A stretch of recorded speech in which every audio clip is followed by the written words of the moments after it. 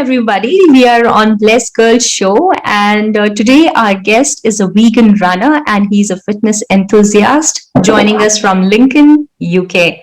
And the best part about his record or journey has been that he has sustained a lot of endurance based runs, and he does a lot of endurance based runs, which means that almost over 13 miles, which is 21 kilometers almost every single day, which is really amazing.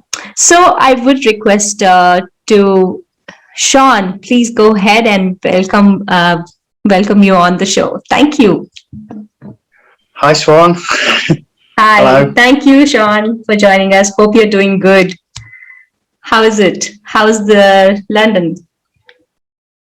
Oh, it's fine. I mean, yeah, I'm quite far from London, but you know. Yeah, I mean, yeah, about 100 miles.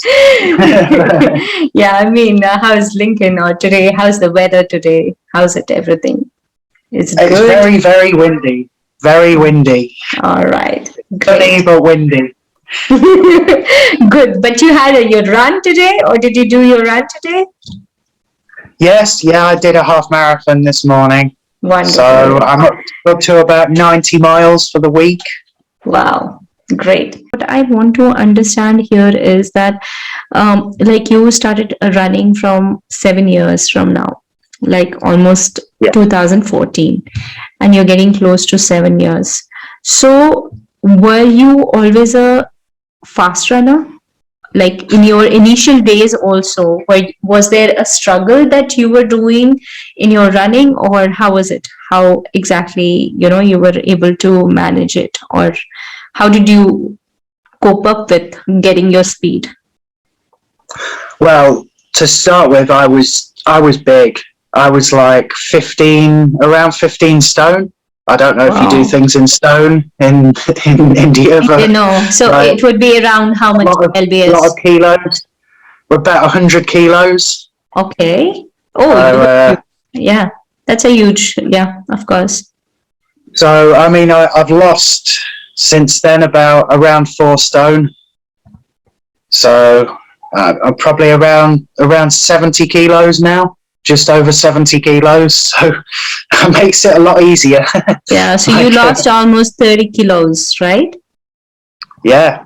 Wow, wonderful. That's consistent exercise most days, and I did join the gym for a while. I went to the gym, and then obviously last March it all stopped. The gyms have been closed, so I've been doing I do a little bit of strengthening at home. I've got a few weights and things like that, but obviously it's only a few minutes here and there. It's nothing like my running is my main focus. Wow. So, like if someone who is trying to know, like running itself for that matter, what do you have to say for them? Like, how do they start? What should be this way, or how many days they should run?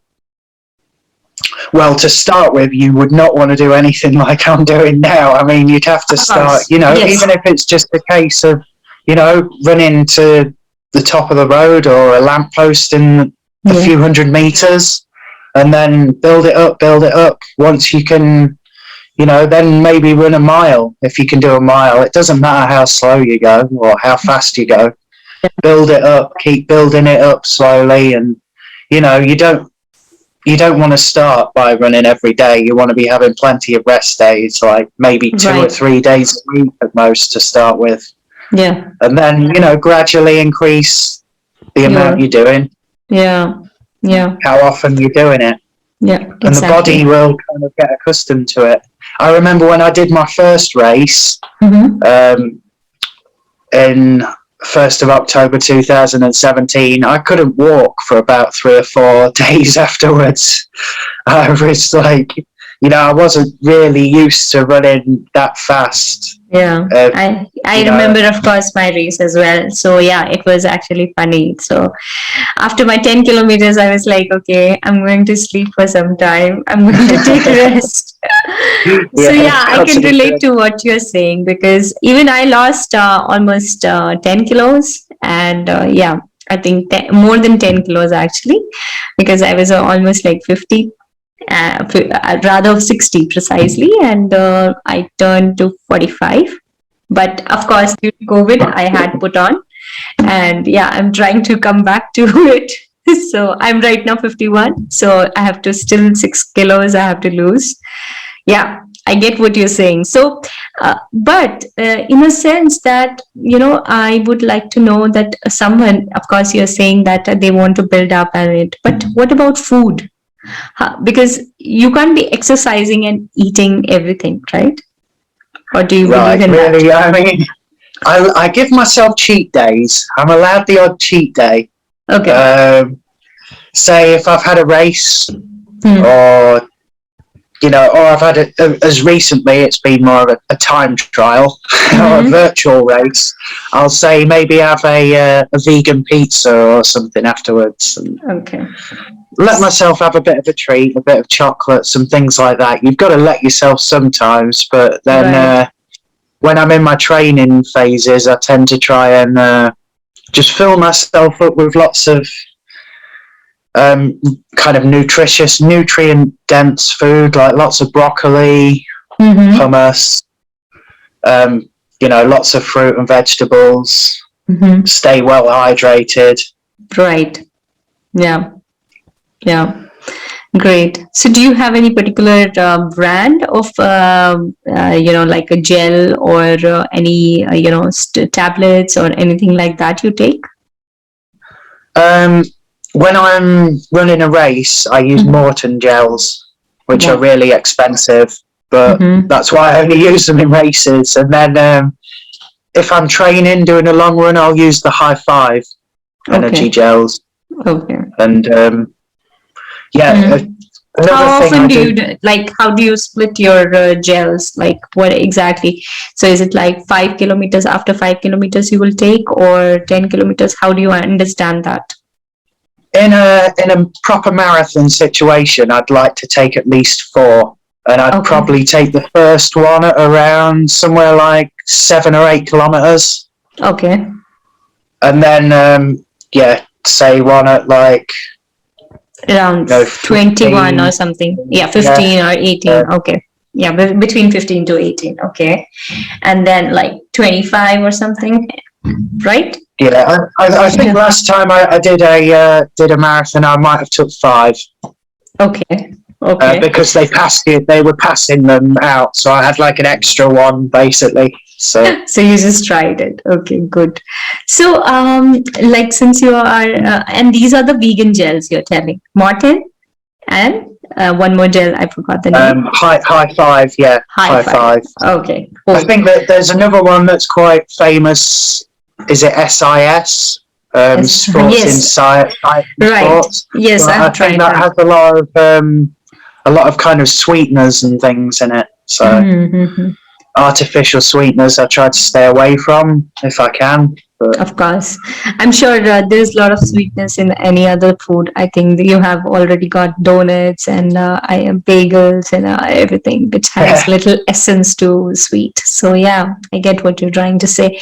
So during your transition of you starting for veganism, how was it like? How did it start? First of all, what exactly happened? Why you became a vegan runner? I'd read a lot of articles online and seen about. It seems to be online, a big thing. It just came up, or something you just planned that today I want to read about this? I think one of the people that inspired me a lot is I don't know if you know of him from YouTube, and so Sage Canaday. Okay. Yeah. He's like an ultra runner from the US. Sure. And he has like a Sage running group. Yeah, he runs a Sage running group, I think. Yeah. I mean, I was like, wow. And then I looked into it and I saw that a lot of ultra runners, it seems to be a big thing in the ultra running community, veganism. Exactly. And I was like, wow, if they can run ultras on a vegan diet, then I'm sure I can do 10Ks and half marathons. So, it was. So it was an like easy transition. it was an overnight, decision, or it was like you tried phasing it out from your life, or how was it? Yeah, I was always, as I've kind of grown older and thought about it more, I was a bit uncomfortable with the idea of just eating an animal, really. Or dairy, for Then that so I was matter. like, Yeah. I'll be vegetarian, and then I thought, well, yeah, I'll go vegan. It's like it's the Yeah. next step, and No, it's kind of because stops any animal exploitation. It's hmm. Yeah, no, I was just trying to say that, like you just started with it, and you had your festivals and everything when you're going for a social event or a wedding or anything. How yeah. was the response for others? How was it like? How was the families? How were they responding to it? Was there any, how was your girlfriend about it? How did you manage all these convincing? How did you convince them? Is your girlfriend as well vegan, or how is it? She's not. I actually met her at a wedding 2 years ago, at my cousin's wedding. So Okay. she knew I was vegan because I was the only vegan there. Okay. So that's the only way she's known me to be. So she knew what she was getting into. So, Right. And what about family? How is it with your family? yes, they've been obvious. I said my sister's been vegetarian for a long time, so she Right. was quite supportive about it. And she was quite knowledgeable about what alternatives there are to meat and things. But yeah, I think with the older generation, as I said earlier, the older generation are a bit. It's a bit harder to change their ways. They're a bit more kind of suspicious about the idea of veganism. Yeah. So, have you ever tried convincing your parents or like talking to them that, see, dad, mom, this is something going on. Would you like to go ahead? They could certainly be what you'd call meat reducers and eat less meat. But I couldn't see them totally cutting it out of their diet, and dairy and cheese, obviously. Like, I don't think my mum could ever not eat cheese. So, have you ever had that kind of a conversation at home? Was it I want to talk to them today? I'm going to, as in something like that has ever happened? Oh, I often mention it to them. I'm not shy to mention it to them, but yeah, I my sister did actually try to go vegan at the start of the year, and she just couldn't cut cheese out of her diet. It's such a big part of her diet. She kind of gave up. She's drinking almond milk now. She's changed her milk, but she still eats cheese, so she's not quite vegan. Okay, and what about your brother? My brother, yeah, he just eats what he's given. He really he's still. I've got a theory that he'll get a bit older because he's a lot younger than me. He's like 12 years younger than me. Oh, okay. I've got a theory when he gets a little bit older, he'll get more serious with his running, and I think he'll sort his diet out. Because I mean, I remember when I was in my kind of early 20s, I was eating, pepperoni pizzas and drinking and going out at university and all kinds of things. You do it. Yeah, exactly. It's, get it's away something. with it. Yeah.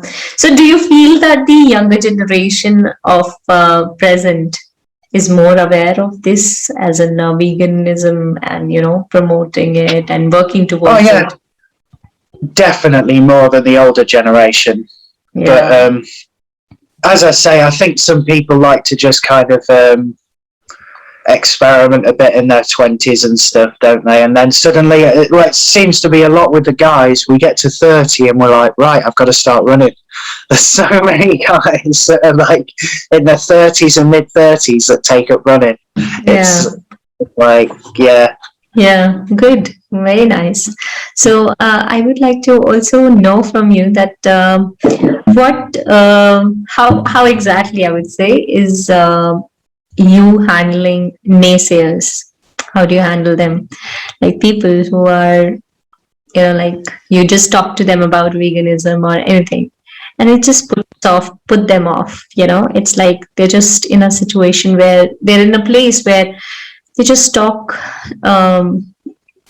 and talk, but they don't know what they're talking. It is that kind of a I know what you situation. mean. Yeah.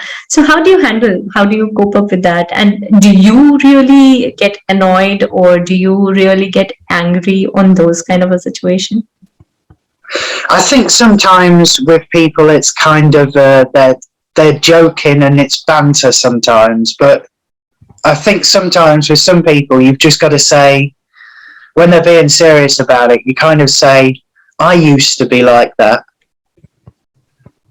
And that kind of makes them think a bit. I think if you say, I used to be like that, but I'm not anymore. Yeah. It makes them think. Yeah, exactly. Because, No.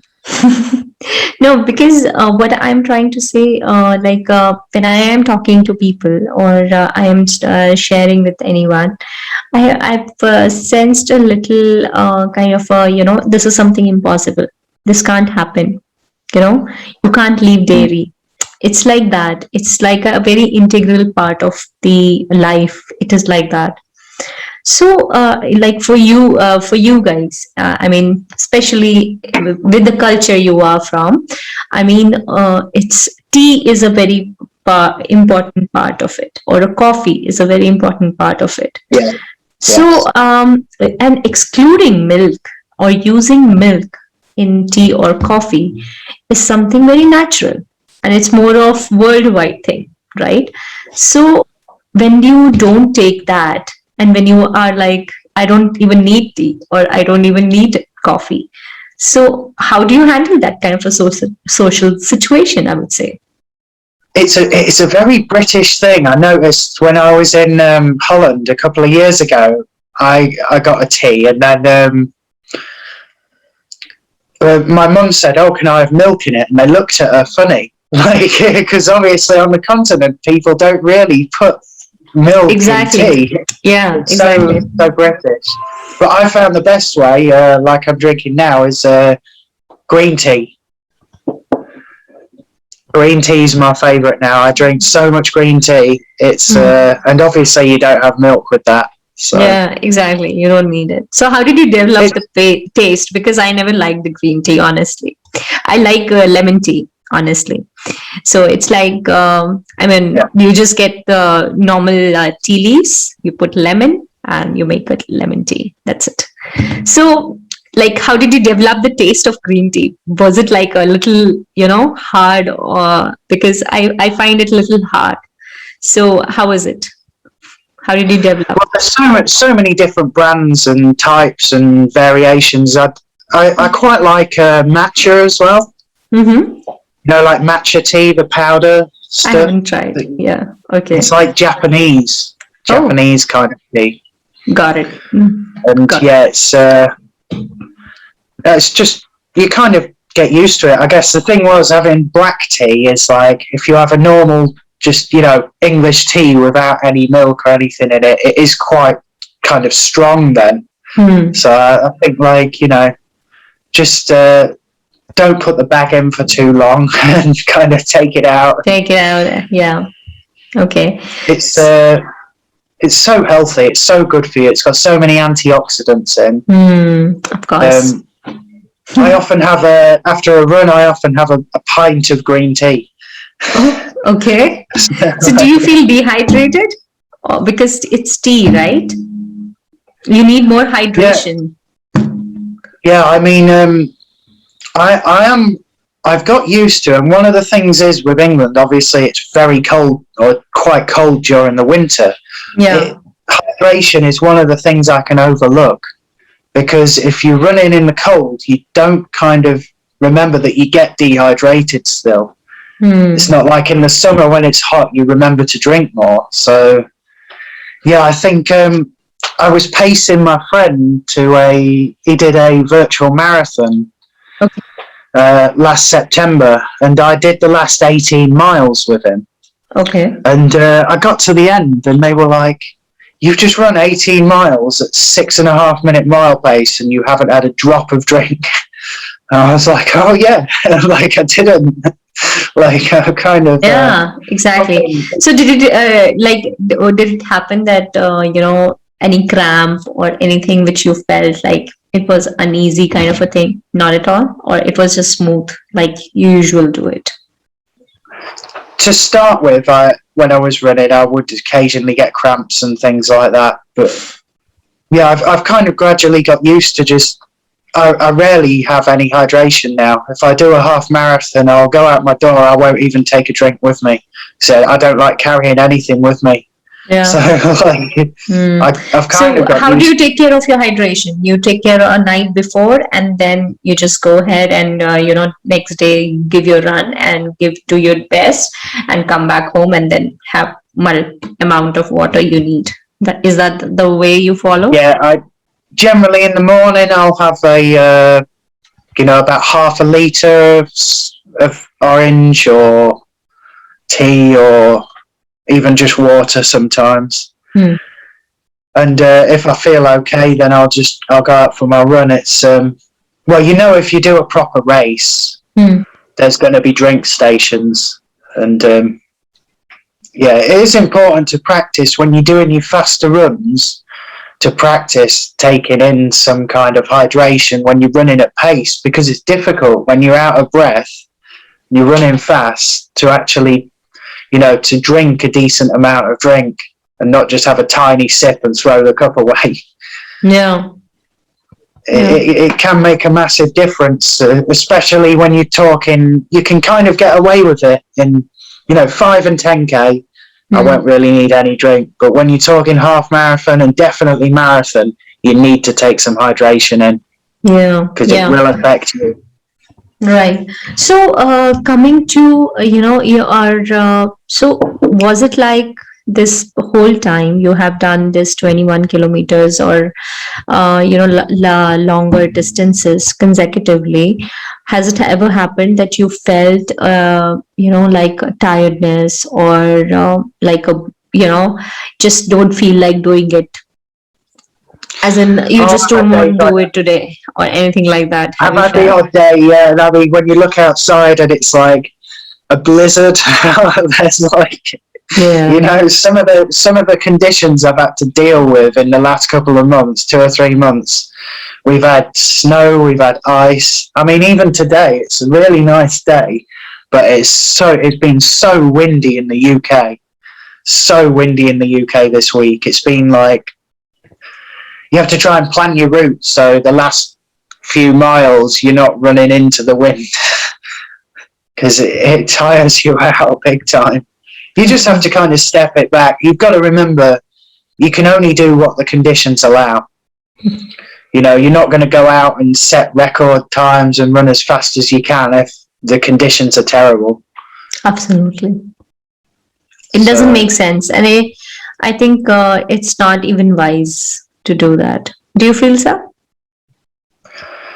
Sometimes, I'd have speed sessions planned, and if the conditions are terrible, I'll pull out of them. I'll say, no, I'm changing my plan. I'm going to do it in another couple of days when the weather's better or something. Exactly. Because I think if you go out and try and do a speed session and you have a terrible time and the weather's terrible and it's pouring with rain and you're soaked, you don't hit the times you want to hit, you're going to end up getting a kind of negative mind frame from it. Yeah. Whereas you're much better doing it on a day when you can do it. Exactly. It's like, so why to stress yourself unnecessarily? So do you, what is your mantra? As in, what if your success mantra as a vegan runner, what do you say that this is something I believe in, I completely believe in? I'd say just enjoy it. Like, basically, if you don't enjoy it, then it's pointless. Yeah, basically, you've got to enjoy it. Yeah. And I do enjoy it. I enjoy the process. I really enjoy the process of training. So have you been able to convince anyone in your family to run? Oh, my brother. Oh yeah, you mentioned, yes. He doesn't take it as seriously as me, but he started doing park runs, and I got him from, I think his first park run he did in 28 minutes, and he got down to 24 minutes. with And just how much was that? 5? 5 kilometers. Okay. So he got Wonderful. he knocked 4 minutes off his time, and that was just with like 2 months of training. I mean, he's the age where if he does do some training, you can have like, quick results. Yeah. For someone my age he's in a to younger drop age. time, it takes a bit longer. But why do you say that? You have been training for a while now. You have a good record, because it's like most of the books when you read of running, especially, it always believes in the part that you can always take it a notch, and especially when you are till you're 45 or so, you have that edge of doing well in your run. I mean, that's what I have been studying. I mean, if you have anything to add, please. Oh yeah, some of the people around here, we have a running club called Lincoln Wellington, and some of the people are so fast, and like some of them are like in their 50s, and they're running like 2-hour 40 marathons and 2:45 marathons, and they're well into their 50s, and it's like, wow, they're inspiration to me. They really are. Yeah. And they're getting faster in their 50s. And I'm like, wow. Good. Yeah, wonderful. So, last thing I would like to know from you is that if you have all the money you want, and maybe this perfect situation, what are the 5 races you would do? Just 5 because, races I would do anywhere. Well, in the world, anywhere you want to go and you want to experience, what are the 5 races you look up to, and you would definitely do that? Definitely, like some of the marathon majors around the world, like London, Tokyo. Chicago, Tokyo. Right. I'm doing London in October. So okay, you're doing it. All the very best. Wonderful. I've qualified for that, so wonderful. I did that 2019. I think I mentioned when we connected earlier, right? Oh wow! Yeah. So I didn't do very well. I did 5 hours 30 minutes, which was like a very slow one. But yeah, I was happy that I got through and I did it, because getting London entry, I think it's always a challenge. Oh wow! Yeah, I mean, I've been trying for years to get into London, and I only got in this year because I qualified from my time from Valencia. I mean, yeah, whatever time you do in a marathon, it's a massive achievement to complete a marathon, whatever time you do it in. It's a long way to go. like, absolutely. Yeah. The legs. So how many full marathons you have done? I've only done 2. Is it? I've only done 2. Yeah. Wow. Okay. See, but, I mean, I've done about 25 half marathons. Wow. And what has been your personal best in 2 of the marathons? What is your personal best? December 2019 in Valencia, I ran 2:51 and 15 seconds. So my aim was to, wow. Yeah, I was looking to go sub 3, and I went plenty sub 3. Awesome. It was perfect conditions. So was it because of your vegan appetite, or do you give a credit to your vegan style, healthy lifestyle? Oh, definitely. I mean, I think one of the key things is when you are vegan, you're essentially cutting out a lot of refined sugar and processed food out of your diet. I think a lot of unnecessary food is getting taken care. Yeah. Right. I mean, you can have a vegan diet and still eat. You could have vegan ice cream and vegan pizzas, and still eat quite unhealthy. Yeah. But generally, in general, it does mean you improve your diet. Yeah. So I think that one of the big things, like I said earlier, is it seems to help with recovery. I feel like I recover faster than I used to. Your inflammation has completely gone better. Yeah, I get that.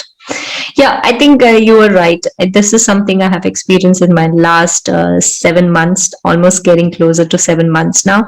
Is that, yeah, if I've done 21 in the morning, I can still do 10 kilometers in the evening as well. And it's there is a different sense of lightness in the body and different energy completely, definitely. So do you feel that you have gone more compassionate to people? Do you feel that you don't get agitated or annoyed because of the whole that animal cruelty free food and just a normal wholesome food? Do you feel that somewhere? It does feel like you've got some kind of element of positive kind of. There's a positivity comes with it, definitely. Yeah. Like a kind of like a karma thing, or if you would use that phrase. Absolutely. Wow, you believe in it, so it's wonderful. Because Yeah. it's usually not very often that people would get into that zone. That so are you a spiritual person? Do you consider yourself a spiritual person, or do you believe in something like that? I wouldn't call myself a massively spiritual person, but there's kind of. I've definitely changed a lot over the last few years. Mm-hmm. I've definitely become a lot calmer and kind of. I've met so many more people through running and the kind of running community, and yeah, I'm so different to how I was a few years ago. Yeah, I get what you're saying. Great. So, I mean, as we are getting closer to the whole interview, I would love to know that is there, some of the things you would like to share as being blessed or being really grateful about, that this is something very special to you and it will mean to you till the day you are there, that kind of thing. I feel blessed to be able to have the physical, the ability to go out and run on and use my legs and things like, I feel blessed to have the time I do to spend running. Yeah. A few years ago, I wouldn't have had that. I'd have been too busy all the time doing this and working, and now I've got more time I can spend on my running. It's to have 2 hours every day to spend on running. Not everyone's got that. Exactly. Not everyone. Yeah, absolutely. Exactly. Yeah. Anything and else? All the friends I've got through Community. running. Yeah. Definitely. Like we wouldn't have met if it wasn't for running, would we? Exactly. Definitely. Yeah. Thanks to running. Yeah. Exactly. I would say that. Because it's very, and to my surprise, I would say, to get noticed that something that so simple. It sounds simple, but though it is being done consecutively is something very remarkable. And I think I am really glad that we connected, because I feel being a vegan runner and being able to sustain such kind of a lifestyle and making those choices despite of your family not being a vegan is something very challenging, and especially when a kind of a culture you are from, because I think in India is still it's still possible to go to that extent of vegan, but it's more on the international front, especially UK, Australia. These are the countries where we have more work to do as far vegan promotion is concerned, or activism is concerned. So wonderful. I think I'm really glad that we connected on this, and I just wanted to share that I wish you all the good luck for your London Marathon, and hope you really have another PB. Yeah, so great. Thank you so very much, Sean, for your lovely time, and I hope you have a blessed day. Thanks. Bye. Yes, you too. Thank you. Thank you.